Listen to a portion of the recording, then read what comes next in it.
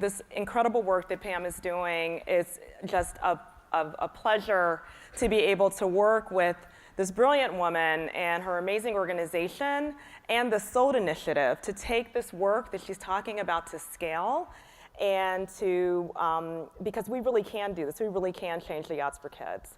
So, I am the CEO of Leap Innovations, and before I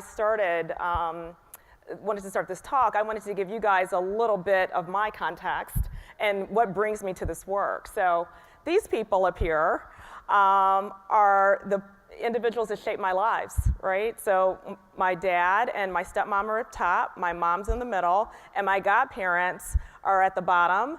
And all of these people, these amazing people, who have all passed on now, were teachers in Chicago public schools. And thank you, all educators, and I am a product of Chicago public schools. I grew up on the south side of Chicago, and each of these wonderful people made sure that I got to some of the best schools in the public school system, that I had access and opportunities that a lot of my friends didn't have, and that is honestly what got me up really to this stage today. I never thought I was going to be in education. I actually went to Purdue and got an engineering degree. I went to Northwestern, got my master's degree, and relocated. And what's fascinating is when I came back to Chicago and I started looking, kind of going back to the neighborhoods in which I grew up. This is the Inglewood community where my grandparents lived. And I went to high school in this community, and my dad was assistant principal at an elementary school in Inglewood. I found pretty quickly that things had changed. And I said to myself, was it this bad when I was growing up, or has it gotten worse? And to be honest with you, I think it was a little bit of both. So I knew, as I was driving down these streets, that I had to do something to get involved and try to make a difference. Now, in terms of talking about Chicago, I also want to note that it's not all of a sad story. We're doing some great work in our city. Third largest school district in Chicago, record high graduation rates, and a study out of Stanford has proven that Chicago public schools are growing at a faster rate than 96% of the school districts across the country. The challenge is only 18% of the students who are projected to graduate earn a college degree in our school system. We are losing too much talent through the cracks. I started Leap Innovations about 4.5 years ago, and the construct of this was to try to bring the ideal learning experience to life, to ignite the unlimited potential for every single student. And that ideal learning experience was inherently what I was thinking that I had. I'm not unique, I'm not that special, but if we could create and try to create a context for learning and opportunity in the way that I had, surely more students would have the chance to make it. We've created a pilot network, and the construct of all of this is anchored in how we shift the paradigm for what teaching and learning looks like in the classroom to personalize and tailor learning to every single student every single day. Educators go through a professional development experience, to kind of shift their mindset around tailoring that learning. They then have an opportunity to pilot with these new practices and designs in a classroom, an education technology tool in either math or literacy. They then spend about a year piloting these new approaches, and we have an R&D team that spends a lot of time collecting information. We have coaches who go into our schools twice a month to provide job-embedded coaching and support. And we have continuous innovation cycles to learn about what kinds of practices and approaches are really moving the dial for kids. A lot of this work is grounded in our Leap Learning framework. And the construct of the framework is anchored on the deep belief that learning has to be contextual. Learning has to be driven with a deep understanding of every single student, that it has to enable ownership and agency, that progression is based on mastery, and that what kind of learning is happening inside the classroom is linked to what happens outside the classroom. And what's fascinating is our educators come into this experience, and we've worked now with over 120 schools in Chicago across every demographic you can imagine, and charter, archdiocese, and a traditional public. We're working in suburban and within the city. And what's fascinating is every teacher who comes to start our professional development work says that they know their students, that we're differentiating already. We really know our students. What we do as part of the initial 6 months of training is require every educator goes through an empathy walk. Pick two students and follow them. Go to their homes, talk to their families, walk through the community that they're in. And what's really fascinating is every time they come back into the next session, some in tears, inherently with the knowledge that they don't really know their students. That creates the opportunity for our teacher teams and the principal teams working together to start to unpack and reimagine what would it look like if they really were tailoring to each child. I want to share with you some examples. We are working in the Fremont School District, and this is an article from the local newspaper. And the Fremont educators did a day. They actually exchanged roles with their students for a day. They went to classes, they completed homework assignments, they actually ate in the student cafeteria. Brave teachers. And that actually opened their minds to think about, now what could we do to make this learning experience even better?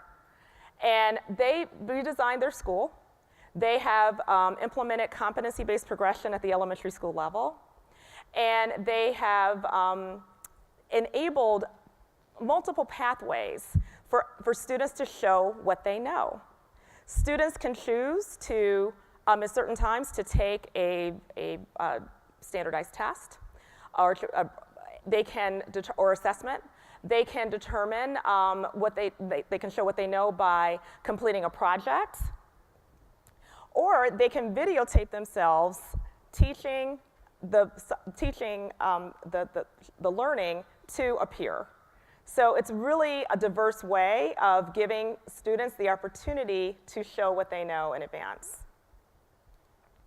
This school, Belmont Cragen Elementary, which is located on the northwest side of the city, is about 80% free and reduced lunch, 70% English language learners. And this school is just pretty awesome in many ways. I have to say that this is one of my favorite pictures, because this school was going to close several years ago. It was one of the lowest performing schools in our city. And the teachers decided that they had to go on a journey to really double click and get a better understanding of what was happening with their students. So they did an empathy journey. They walked the pathway that many of their students take to get to school. They met with their families. They engaged in a process that enabled them to understand that some of the classroom behaviors that they were struggling with and dealing with, and it was consuming their time all day long, had nothing to do with what was happening in school, but everything to do with what was going on outside of school. So that's when they decided to redesign the learning experience. And one of the key things that they did is that they worked with their students to develop projects to support their community. And it's fascinating in instilling that kind of agency and belief in their students to position themselves to develop solutions versus being the victim of what was happening to them. And lots of things changed. They also engaged parents. 2 parents are embedded in each classroom and to help support the teachers. And they have professional development once a week for parents. So parents are deeply connected and understand how they need to be a bridge to their students at home or to their kids at home. This particular picture was a peer review opportunity that 2 schools did in our city, Wildwood Elementary, which is on the north side, and from a much more affluent community, and Belmont Cragen. And what these students did is they visited each other's campus and gave coaching to each other to help them understand how to coach or be the coach for their teachers doing their student teacher conferences. So students now are learning how to communicate to their teachers about, okay, this was my goal, this is where I kind of fell down on it, these are the things that we really need to think about doing going forward, and by the way, this is what I need from you. It is amazing to see students in the driver's seat having that level of ownership in their learning and helping to coach and support their peers across the city, mind you. This is a student. The manifestation of this is the student, Emily, who is a wonderful young girl. We've been working with Belmont Cragen for about 4 years. When she was a 3rd grader, Emily was very shy, not very confident. She was performing in the bottom quartile for math and reading. And over the course of time, as her teachers tailored her learning pathway, gave her opportunities to shine, to deepen relationship with what she was grappling with, and connecting to her family, Emily has really blossomed. She is in 7th grade now. She's actually she's meeting standards for reading and exceeding standards for math. And more importantly, she's a confident young lady who has a sense of her future and where she's headed. I'm really thrilled that Belmont Cragen has gone from one of the lowest performing elementary schools in Chicago to a 1+ rating, which is the highest rating. They are in the 96th percentile in reading and the 91st percentile in math. This can be done. Thank you. This next one is CICS West Belden, and the Distinctive Schools team has been there. It's an extraordinary charter network in Chicago, and they have been with us since the beginning as we have partnered to transform their learning environments to personalized learning. And this is a student, David, who is extraordinary young man. David has really blossomed. And I love his quote here saying, personalized learning is to be independent. It's amazing. If you already know the subject, you can just move on. You can go ahead. And what's really funny, and I have this picture of David and his parents, is that when Belden, who went through our whole school transformation work, decided to move out all of their furniture and change the whole construct of the learning environment, the parents showed up on the first day and were freaked out. They were like, what is happening? Are you guys going bankrupt? I mean, what's going on? And that was a signal to the Distinctive Schools team that, we really got to bring parents, along the journey with us. And so what these parents who, again, 4 years ago were really concerned, are so thrilled at how young David has blossomed. And he is in 7th grade, and we're excited to see where he moves on to high school and goes further into college. The culminating work, and this is early data, we have about a 13 percentile point gain in literacy. And so it's about a 2.94 RIT gain on MAP. So this is, again, emerging data is telling us that this is working and that we have some real possibilities here, but we have a whole lot to learn. We are partnering with a pre-service program, Golden Apple, that's supporting 4 universities in helping educators develop the practices around personalized learning. We have developed with the American Institutes of Research the first survey tools that are anchored on the framework to really deepen practice around these variables that I've been talking about. And I'm really thrilled that INACOL and SERPI, as key partners with us, has developed and produced their first report on the status of teacher practice and personalized learning. For any of you who are interested in partnering on this journey, as we are all learning together, these are available for free. And please go on our website. We